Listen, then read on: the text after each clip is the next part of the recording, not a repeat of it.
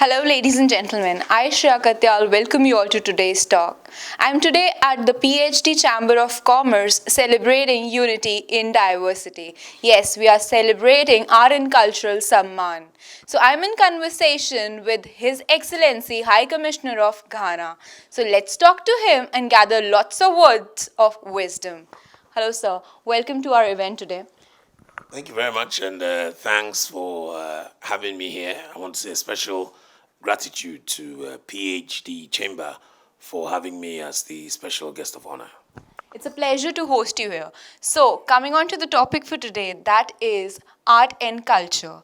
How important is art and culture in the society, and what is culture for you basically? First of all, let's start from there.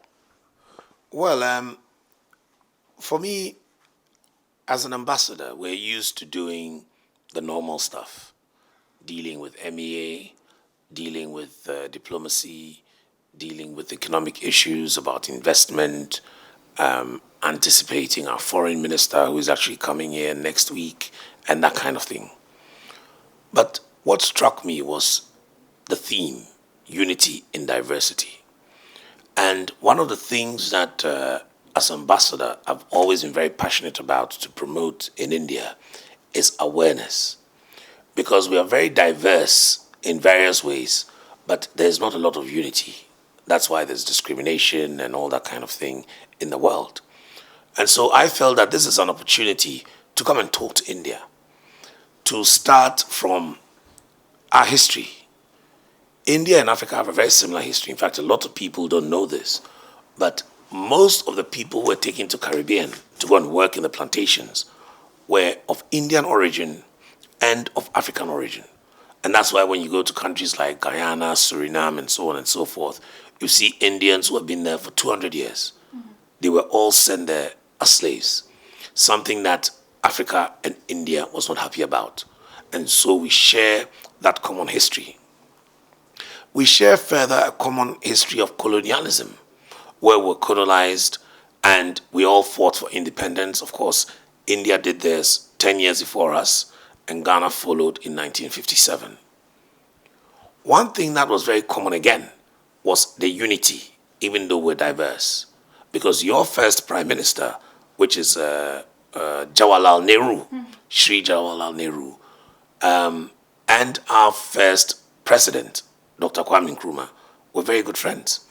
And they achieved this together in unity, even though we were diverse. Then, of course, after independence, we had the non-aligned movement. India wasn't sure whether to go to the east or to go to the west. They wanted to stay in the middle, but they needed an alliance. The first group of people they formed alliances with were the Africans, namely Ghana. And so that in itself is something that we need to teach as a history for Indians to know the kind of alliance that they've had with the African countries. Then, of course, now look at the economy.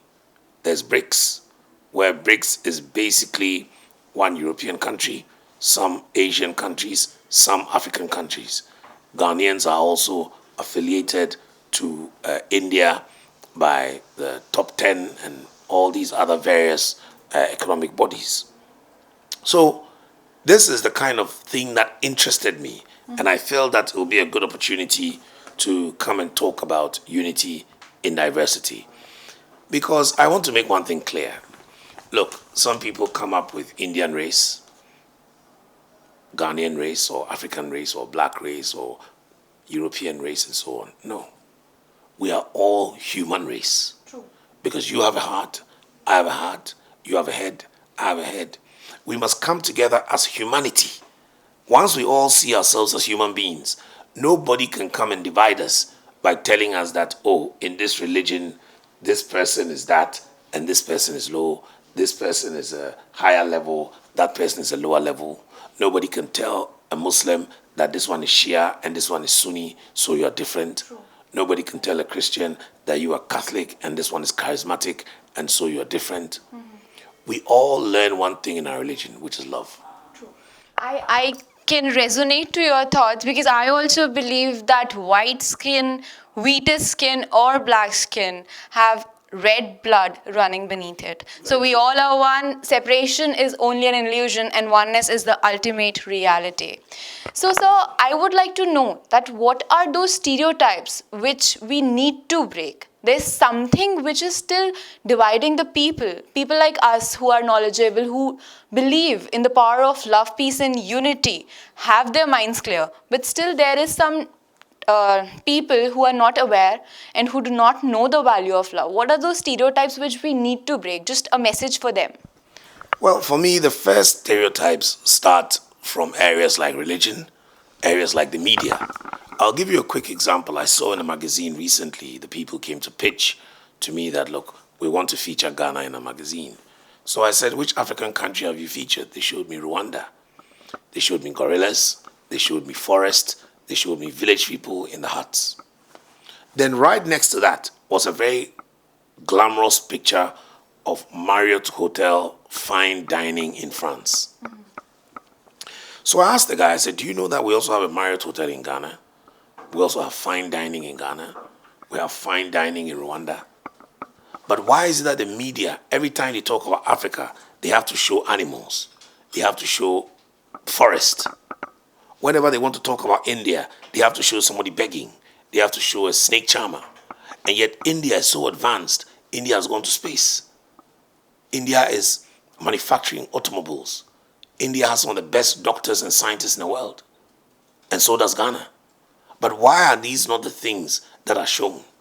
Ghana is not in the news because we don't have civil war. We've never had civil war before. So they prefer to show Congo. Yes, Rwanda had civil war, but that doesn't define them because there was also civil war in Srebrenica and in Bosnia. It doesn't define them in Croatia. So it is also about the media with the stereotypes. And for me, as an ambassador of Ghana, one of my aims is to remove those stereotypes, to let people know that there's prosperity in Africa. We all know the recent World Bank survey. It said 10 of the fastest growing countries, 6 are from Africa. A lot of businessmen have outward growth strategies. If they knew this, they would consider Africa as a place to invest. And yet, out of these 6, Ghana has been projected to be the highest. So these are the kind of messages we want to put out there. We want to put out Ghanaian cuisine. Recently, I spoke to your famous Sanjeev Kapoor, who made me aware that one of the biggest ways to promote a country is through cuisine, next to destination. Ghana has a lot of lovely food. Indians are big foodies. They love their food. They love to travel. So we want to show India that apart from Ghana being a destination, we also have good food to serve you. We have things like wache. We have things like jollof rice. These are rice-based omuto that you can easily eat. And then, of course, you can try some of the corn stuff as your taste buds demand. So these are the various things that we're trying to put together to create unity in diversity so that the world will become richer culturally in terms of arts, film, and so on. So that is why I accepted the invitation of PhD to also promote this sort of harmony. Indeed, very well said and a beautiful message conveyed by you. Thanks for gracing this event and coming here and talking to us. Thanks for inspiring us. Talking in the language of love is so important. Spreading love, peace, and unity through art and culture is our motto. That's all for today in today's talk. This was all from the High Commissioner's side. I, Shreeya Katyal, sign off for the day, but I'll be back with another eminent celebrity guest for you. Till then, you keep watching MSTV, Har Pal Aapke Saath, and stay connected.